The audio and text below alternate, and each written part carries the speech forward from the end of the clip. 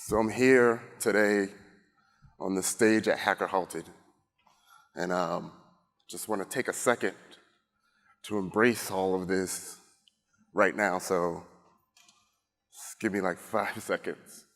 It's been a long ride, long journey.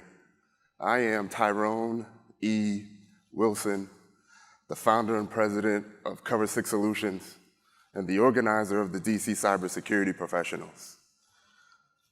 Just being able to say that right now on this stage today means so much to me, means so much to my family, means so much to everyone that ever supported me to make it here. I'm also a father, tinkerer, educator. I have a really strong passion to help as many people as I can through education in cybersecurity. It's something that's always been there my entire life. So I'm from a little town in the Florida Keys called Marathon. Don't know if you've all been there. But it's really not much to do as a kid in the 80s, right? It was a predominantly minority-based neighborhood where I grew up in, and around about the 4th grade, my parents, my wonderful parents, decided to move us to Boston, Massachusetts, to a little town called Revere. Now in Revere, there was a really big difference than what I grew up in Marathon, Florida. It felt like I was literally the only black kid in the school. So while I was there, I would always get picked on for not talking proper, quote unquote. Then every summer when I go visit the family back in Florida, I get beat up for talking proper. Right? So I had to learn the switch really quick at an early age. And I had big dreams as a youngster. My mom, she said I couldn't even pronounce the word, that I wanted to be an executive. So I kept saying executive. That's what I want to be. I also had dreams of playing college football. And ultimately, I wanted to be a politician. I felt like that was the quickest way to sign some papers and help out as many people as I possibly can. So I use the E a lot, and it means a lot to me, and I'll tell you why. I mentioned my parents earlier. I was raised by a wonderful guy that I met at about the age of 2, Alfred Fincher, raised me to be a man. I owe so much to him. But I knew in the back of my mind that I still had my biological father out there, and I may have had some biological siblings. And I use the E as a beacon, so hopefully one day they'll be able to find me, right? So all through my younger years, I'm thinking, while I'm living in this house full of Finchers, I'm the only Wilson in the house, have to constantly explain to friends why my brother and sister don't really look like me, why my brother and sister have different last names. And I would always think, does anyone care, right? Does my family even know that I exist? There's some time being spent. It's almost 20 years.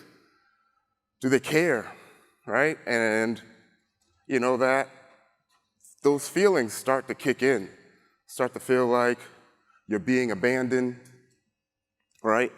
And there's just a lot of different things.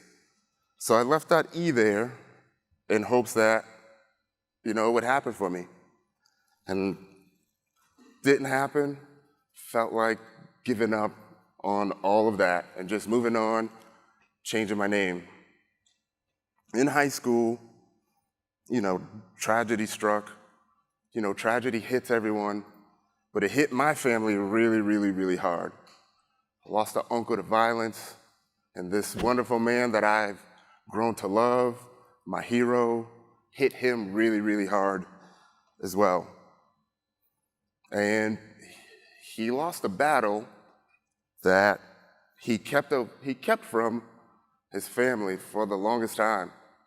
And I had no idea that this was going on in the background, because this is just some things that, my parents kept from us. And they ended up splitting.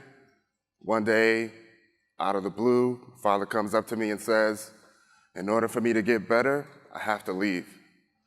Caught me by surprise to see that happen, to look across and see a little brother that he blessed me with, a beautiful sister that he blessed me with. So now I'm the man of the house, pushed through that, said, you know what? I'm just going to dedicate my life now to my brother and sister so they can go to college. A couple more things about my parents. My father, dyslexic, had no idea my entire life that he couldn't even read. My mom didn't have a GED at the time, so graduating high school, giving my parents that diploma was their gift. They never pushed college on us at all. So at that time, I was determined to just live out my life, paying for my brother and sister to go to college. My mom, love her to death, one of the strongest women I know, made a lot of sacrifices for her family. We had a talk one day. She says, Ty, no matter how hard it's going to be, you got to do something else. And that something else was going down to the recruiting station the very next day, crushing those exams, joining the military. I'm off, right? Left my family. I could still see them crying, right, as I was leaving. But my Army days, they were great, right? I got to travel the world. I'm in Korea. I learned to read and write in Korean. Got my Windows 95 discs, right? I'm conquering the world one network config at a time, right? I fell in love with it there. Had a mentor there, Miss Kim. And what we would do is whenever there was an issue, I'd follow Miss Kim out and learn from her until one day she said, I'm not going out anymore. You go out. If you have any issues, call me. And my stubbornness, I refused to ever call her, right? I felt like I had my discs. I can fix anything. And then once they came out with the CD that fit in my cargo pocket, I felt like I was really, really ready to go then. So after those 4 years, it was time to look for a job. I kind of had no idea what I wanted to do. My mission while I was in Korea was pretty much the help desk. So I said, let me apply for this help desk job. Applied to be a help desk supervisor at a law firm in Massachusetts, 22, 23 years old. Felt like I'm not going to get this job, but I applied anyway. Come to find out, 3 out of the 4 people that interviewed me were former military. They asked me questions like, have you ever been in charge of people? Technically, no, I wasn't, but there was a lot of people that I outranked, so very confidently I said, yep, yes. I have been in charge of people. So I still had 4 years left on my military contract. Those were reserve years. My reserve years were great. I joined this military unit called the Northeast Information Operations Center. To my surprise, at the NEIOC, they never issued us weapons. They issued us laptops and hypervisors and software and a bunch of instructions that said, go learn how to do all of this. And I had no idea what all of this was. So I remember my mom telling me, you have 2 ears and 1 mouth, so you should listen twice as much as you talk. So I'm in the room, listening to all the Windows folks, battle all the Linux folks, taking notes, going home and doing research on everything I don't know. Loved it, loved it, loved it. And they kept talking about deployments while in this unit. And in my mind, I'm like, we're not gonna get deployed, right? No one gets deployed, right? Not for what we do, right? This is a computer unit. To my surprise, come to find out, the Northeast IOC is part of a rotation to get deployed. So within 6 or 7 months of joining this unit, I'm getting deployed, I'm going to Iraq. It's part of the RCERT SWA, the Regional Computer Emergency Response Team for Southwest Asia. Had no idea what that was. I learned that the unit's mission was to be in charge of every single network intrusion for all of Iraq. So imagine that, 22, 23 years old, right? How am I gonna handle that? The good thing was, they sent us to about 3, 4, 5, 6 months of pre-deployment training. So right out the gate, I have all of these skills that I fell in love with, and I absolutely loved it, loved it, loved it. So it's time to get out, and I run into a lot of issues that a lot of people have.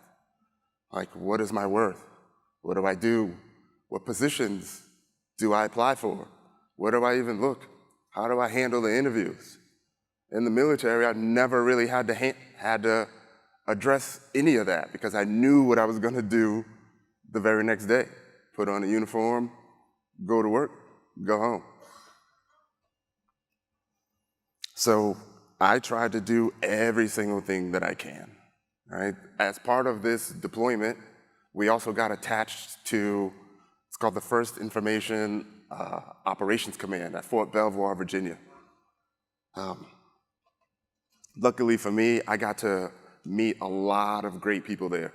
The unit there at Fort Belvoir was to be in charge of all of the network intrusions for the Army. So going, network intrusion analyst, got out of that as a civilian, joined the company. Now I'm a Fusion Cell team lead at JTF-GNO. You may know it better as US Cybercom. My friends there, amazing. The folks that were in that cubicle farm, amazing, doing some amazing things right now. Also worked at the FBI, Department of Energy, and also joined the team to create an IPv6 firewall. Fell in love with IPv6. Felt like I needed to tell the whole world about IPv6. Felt like I tried to do it for 3 or 4 years. Then I realized no one was listening to me. So while I'm doing all of this learning, training, we would always complain about the users there. So I had this bright idea of educating the users in hopes that it would make our jobs easier. I severely underestimated the amount of users that would need that help. So my idea was to start a meetup group. One of my managers there said, why don't you start a meetup group? And you could use the meetup group to start talking about IPv6. And if you look at the stats, we did that for like the first 6 months. And then we changed it up. And we started talking about cybersecurity. So the meetup group, it's called the DC Cybersecurity Professionals. As we started talking about cybersecurity, I noticed a heightened interest in the group. And the group started expanding on a crazy level. Also, while I was giving these talks at the meetup groups, I noticed that the people were starting to grow. I noticed that their lives were changing. I noticed that they were becoming better people. And I absolutely fell in love with that. And then I had this burning desire to help as many people as I possibly can. So we doubled up on the meetups. Started doing it twice a month. And it grew and grew and grew. 200, 400, 1,000. Every single milestone, I felt like it was another accomplishment. Then I had another bright idea because the meetup group is gaining in popularity. I said, let's start a company from the meetup group.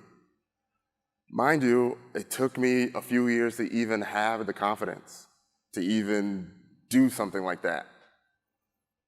I had a really, really good foundation, really good team that was like, Ty, you're really, really good at this. Go start a company, go do some training. And in the back of my mind, you know, that subconsciousness that I had growing up of the repeated failures, the repeated lack of faith, lack of trust that everyone had in me, right, from not having family or my biological family. And I lacked the confidence for years. I said, who's gonna come to one of my classes? Who's gonna even pay me to teach them? Again, what do I even know? So I pushed through that. I had zero plans to start this company, zero funding. I don't recommend that for anyone. It's been terrifyingly motivating ever since. That's the quote I use. All I had was a hope and a desire to help everyone else. Didn't go so well. From the outside, everyone thought it was really, really going great. Lots of big numbers, getting TV spots, doing interviews, doing podcasts, sitting on panels, giving advice on education. But all of that was something that I cherished, right? I realized that I created this platform of users that whenever I'm speaking, they could be making life-altering decisions based off of what I say. And that's something that I really, really cherish. But on the back end, the part that no one saw was the procrastination was there, that lost sense of purpose, failed relationships. My pride started kicking in because I didn't want anyone to know that that was going on. I hid it from my family, hid it from my friends, right? I even stopped having the meetups. I almost gave up on that. I had literally hit rock bottom at one point, had to suck it all up, reached out to the family. I was literally living in an extra room at my sister's house, right? Again, I'm thinking maybe I should just give all of that up.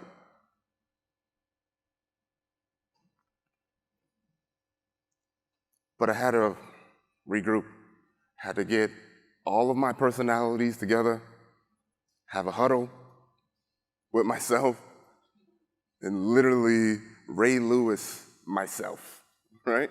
Anyone know who Ray Lewis is? Had to Ray Lewis myself. Had a chat with my brother, started talking about these R's.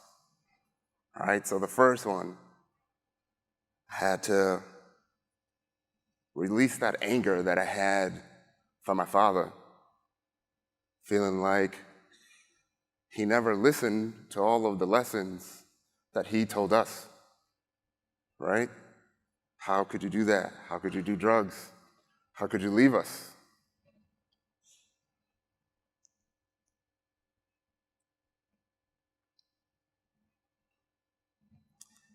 Had to regroup, had to accept the fact that maybe I'm not what I thought I was. Maybe this company thing isn't the way to go. So I had to accept my truths of what I am and what I'm doing. Had to reflect on everything that I did wrong in the past and how I can make it better. Had to rebuild myself. Had to create this environment where I can accomplish some things. Had to refocus, remember my dreams, remember the talk I had with my mom about being an executive, right? Staying focused on those dreams. Had to rewrite my story, change my path, figure out where I'm going, what I'm doing. Here I am. Who is Tyrone-E-Wilson? had to respond, push through a lot of these tough times. Believe me, there was a lot of them.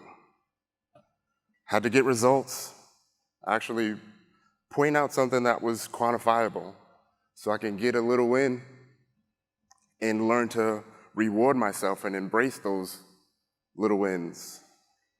And then also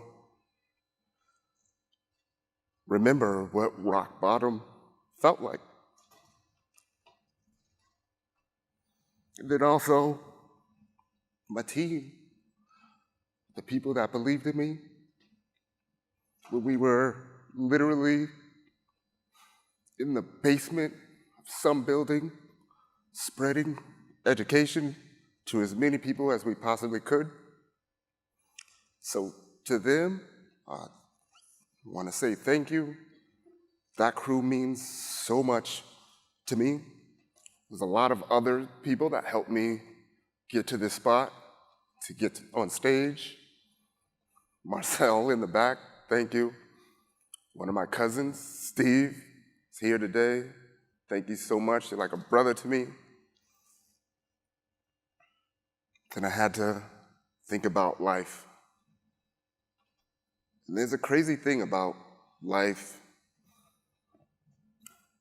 You realize how precious it is when it's almost taken from you. You realize how precious it is when you lose loved ones. And I had lost some loved ones recently, but I learned to push through that. And I realized that life and everything that I was going through, the trials, tribulations, helping people, was preparing me the entire time. Almost everything that I felt like was a detriment before ended up helping me. I used to feel like joining the military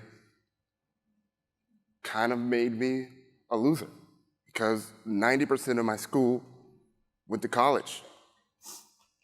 I felt like speaking proper was a detriment. It helps me now. Also, being the only person of color in the room has zero effect on me now. I'm actually okay with all that. I feel like it's my opportunity to represent. It's my opportunity to let people that look like me see me and let them know that it is possible, not to give up. It also allowed me to do some other things. One of those things was, most recently, met my biological father. And this is the moment that 40 years of wondering, 40 years of not knowing, hit me all at once. My sister, God, she's the best, had a brother and sister that took this journey with me, right? We went down to go meet him. Believe it or not, because I still have this desire to help as many people as I can, I did it Facebook Live. Had all my friends watch my journey in hopes that it could just inspire someone else to get that closure as well. So, seeing this now, who is Tyrone-E-Wilson?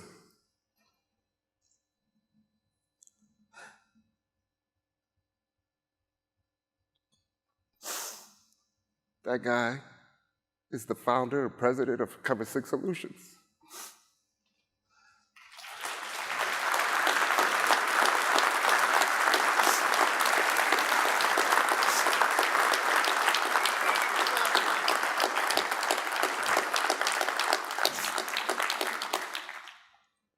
That guy is also the organizer of the country's largest cybersecurity meetup group. Father, tinkerer, educator, and there's more. I got to fulfill my dream last summer.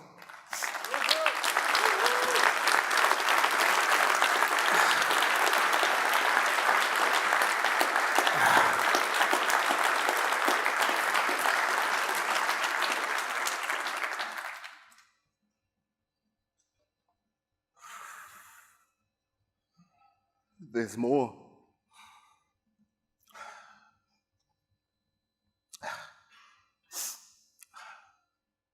I found my siblings.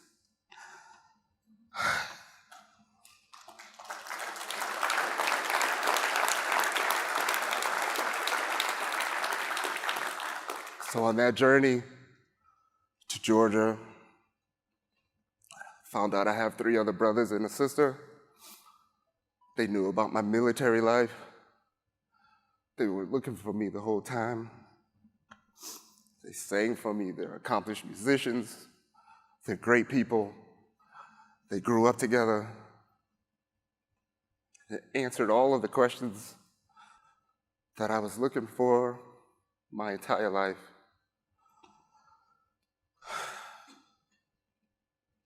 And there's more.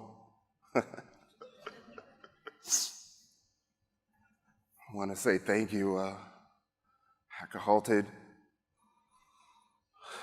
being on this stage, sharing my journey with you, sharing my desire to educate the masses, to hopefully inspire someone to live out their dreams, to encourage everyone, to challenge them,